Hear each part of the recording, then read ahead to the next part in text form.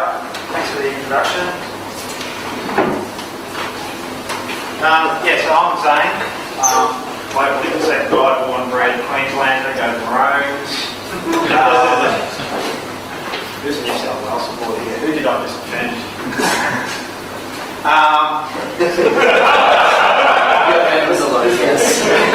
Great man. Currently a pen tester, technical lead at a local consulting firm. Worked with Ben here, and previous role I did IR, so that was a national cert team. Previously a national cert team, not currently a national cert team, because we now have South Australia for that. Aside from that, we also had a guy here who helped us who didn't want to get up and talk.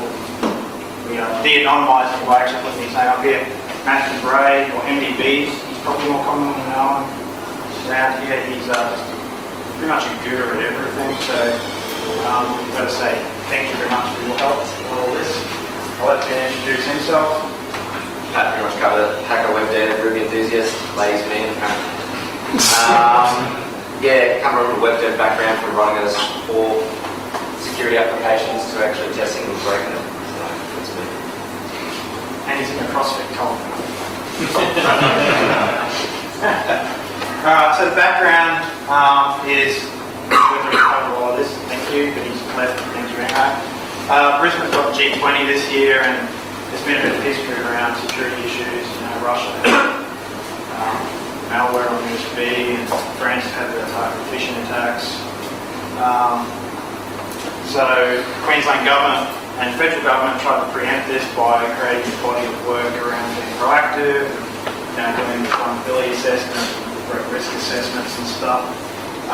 So we decided, screw all that, we're just going to go and have a look ourselves, keep it very light, passively.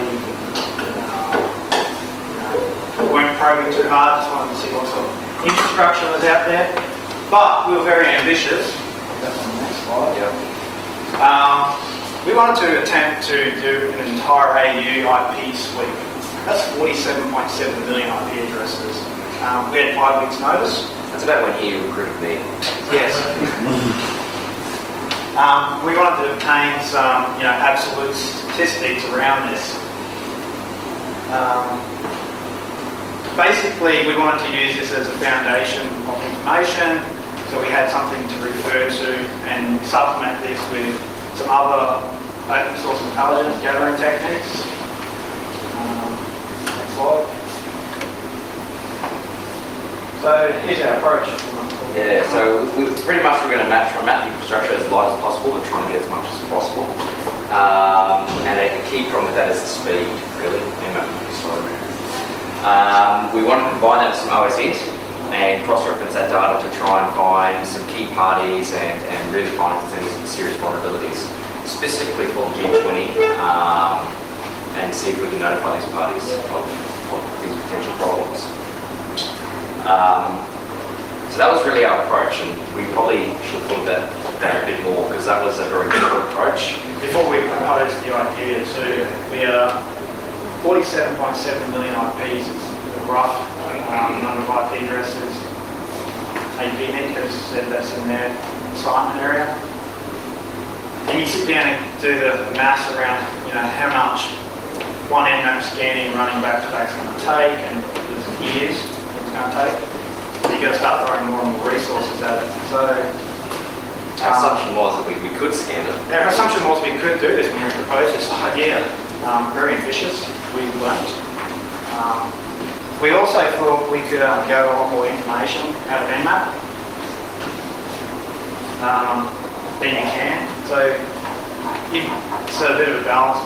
You're trying to be not intrusive, and you're trying to gather information from a system actively hosted. And because we had 47 million IPs and Nmap's fairly slow, we had to tune it fairly light so that it would grab as much information as we could in as little possible time. We've got some interesting stats on that and how we tuned it in our architectures as to how we had to battle with that. And of course, we're unable to connect to any of these services, so there's only so much information you can get. So it does make it a little hard to combine and cross-reference it with the OSINT stuff. So was a challenge, but it was well.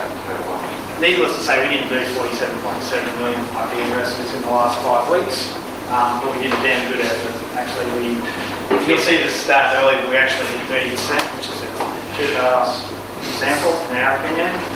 Considering it's only been running for about 2.5 weeks, Solid, yeah. it's 30%, it's not bad. We estimate you could throw about $150 at it, you could probably do all 47 million of these in 2-3 weeks with light scan. We've personally put probably $950 into that. A little bit more because I think we talked about it later, but it seems I have to talk about it now. We actually bought a few PPSs and then found out those PPSs It's not something they say on their sales pitch, so... Yeah, it should be. We allow AMAP. But as to the technology, we used RabbitMQ for our queue server, which is quite a really neat piece of kit. I wrote most of the Ruby consumers, which was queuing and scanning, or what we call dumping, which we'll go through. A bit of Perl, because of Zane. MySQL, there's around about 15 at the peak, 15 PMs. That's last Sunday. Yep. And on the OS side, Fokker, if you don't know it, it's a pretty good tool. Uses a fair bit of memory, but it's pretty good. And your usual stuff, you should all know, search engines, social media, that sort of stuff. For us, actually, this was probably the biggest motivator for us because the technology was really cool. We hadn't played with it, particularly on this kind of scale. So we found it really sexy and fun to actually go through this whole process of setting up the infrastructure, doing the usual lockdown process, because we're a little bit paranoid about having Nmap data. Someone might pop their boxes that just Nmap AU, and that's free and easy data for them. So we did take a lot of precautions around protecting it. So this was week 1 when we thought things were going to be easy? Yeah, this is week 1. This is in our office. This is our whiteboard where lunchtime, joking around, shits and giggles and stuff. I think this is going to be a piece of piss. This is our approximate timeline. So week 1, we had a bit of a brainstorm, drew up our highly detailed architecture design and just saw. Week 2, we still kicked about a bit. We're still thinking it was going to be easy and brainstorming some of the technology and how we're going to do this kind of stuff. Week 3 was just me coding to try and get this implemented. And it wasn't a lot of code in hindsight, but if I'd taken it, we had a lot of problems towards the end for infrastructure going down a lot, you'll see.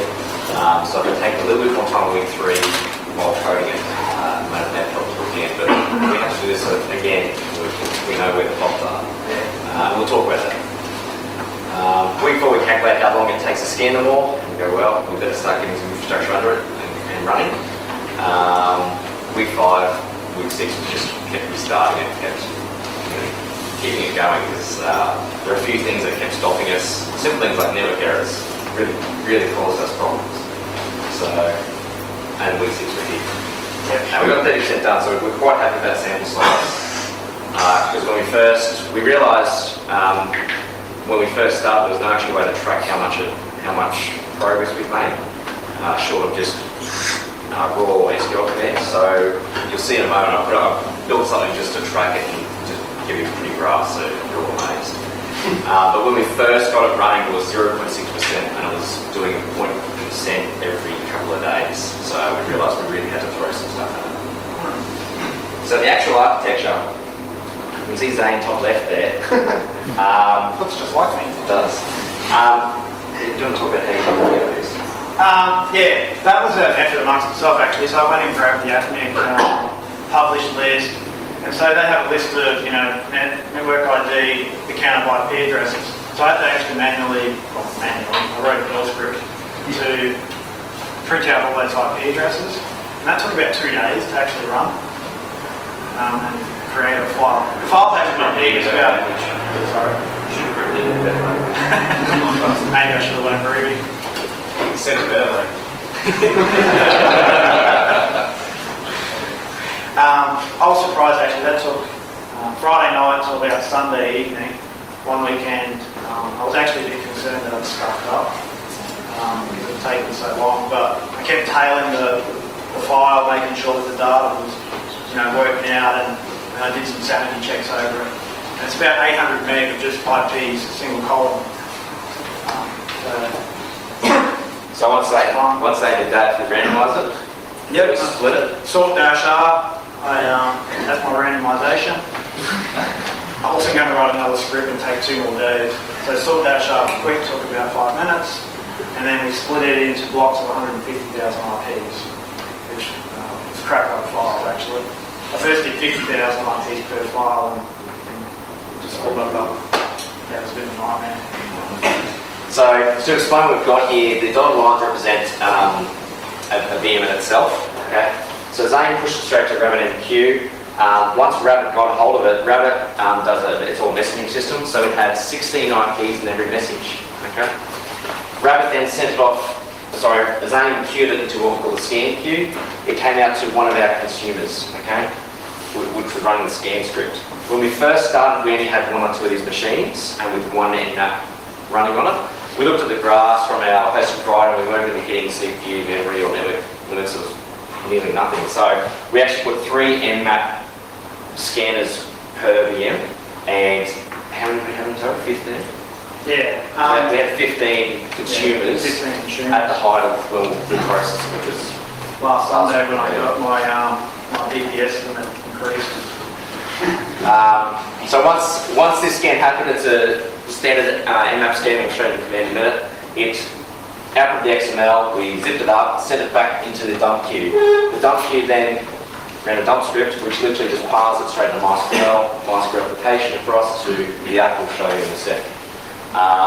That whole process took, if we were working full time, it would take a day to set up maybe 2 for the coding. There's not a lot of code at all. And RabbitMQ is quite awesome for this sort of stuff. Really, if we hadn't used a queuing server, just bash scripts, we'd pull your hair out right now. So look into it if you want to do anything. Yeah, highly recommend it. Ben just mentioned about the networking and the CPU usage, like per nmap scanner, we're lucky to get 100 kilobytes per scanner. At peak we're hitting 300 kilobytes, and we're on a gig network, so it's not even a blip in the network then. So yeah, at our peak we had 49 consumers, 48 nmaps running 16 IPs every scan, and just 1 dump script. And you can see this is just the RabbitMQ interface. We've got 142,000 messages, that's by 16 IPs, and this was where we really amped up the infrastructure, so we had to take some of it down to snapshot the machines. So we just snapshot the machines, simple boot script to start TMUX session or screen, run 3 Ruby scripts, scanners, and off the wing. So our one of the bigger problems, which we'll talk about in a minute, is that when they fail silently. So you've still got 49 connections, you're not quite sure what it's doing, and all these graphs just die. So that was, yeah. We really hoped we could build this and let it run and not touch it, but every morning you log in and go, please don't have stopped, because this graph will be running all night and get to 8 o'clock at night and just die. And you wake up in the morning, you lose 8, 12 hours of scanning capability.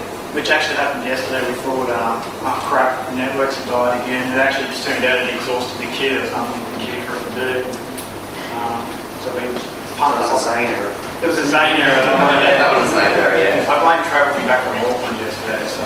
However, most of the coding was my fault, so we'll go through some consumer mistakes. The scanner RV, which was responsible for taking 1 message at 16 IPs, executing nmap, and passing the XML back. Okay. Starting too many consumers is not a good thing. When you reboot all 15 VMs with 45 consumers on it and they all try and connect, RabbitMQ is not like that at all. Don't use static temp file names. Yeah, that's... When we realised we could run multiple nmap scans per machine, I started the second one, let's just see how this runs for an hour. And I was getting some weird results, cross-pollination of hosts and whatever it's not doing. So I look at that, this is really hard. Good idea. Next time, as I've said, we'll use the monitoring system of some sort, because what would happen is we'd get a job fail, a network connection error, something would happen, and the connection would still be active. So we look at RabbitMQ and say, oh, we have 49 consumers still running, great. it's actually just sitting there not doing anything. So next time we'll use Nagios as something to make sure it's running and that it's not just still connected. Yeah, network drop out having more than you think, which just seems to stop it. And we talked about OpenVZ, it doesn't work with Passmore. Yeah, that's where we wasted all that money on OpenVZ servers. You need a virtualization technique, don't use it, it's crap. We end up using KVM. So locked into the Linux, that was cool because that's what we were using. Did an awesome job for us and it's pretty quick. So I highly recommend KVM if you need to do something quickly. So this is the nmap command we used, and this is probably the third or fourth iteration because we did a few trials at first. We actually, should shout out that we actually didn't use any HTTP data or examples. Perhaps we should have, and sort of learned from some of his lessons. We just, like pull out the gates when we tried doing this. And then we actually looked at a Black Hat Prezzo where they actually recommended a few of these other options. So we tweaked around with it, and this is the commands we ended up using. So basically, most of you can probably read the term over. Seed scan, UDP scan, and version detection. We made a conscious decision to do version light because we didn't want to be smashing the host. But we knew that the downside of this was version detection wasn't going to be as accurate, but it was going to be pretty damn good. Not perfect though. OS detection, min host group just basically says try and scan all 16 IPs at once. T5, it has a few implicit things as well, but it basically says scan as quickly as possible. Same for the timeout, we turn that down a little bit, it overrides the T5 command. I think T5 sets it at 300, but because we were scanning from overseas servers, we wanted to make sure there was a little bit of gap for the UDP and TCP time things in case we're a little bit slow. And to feed reset rate limit, that was a command around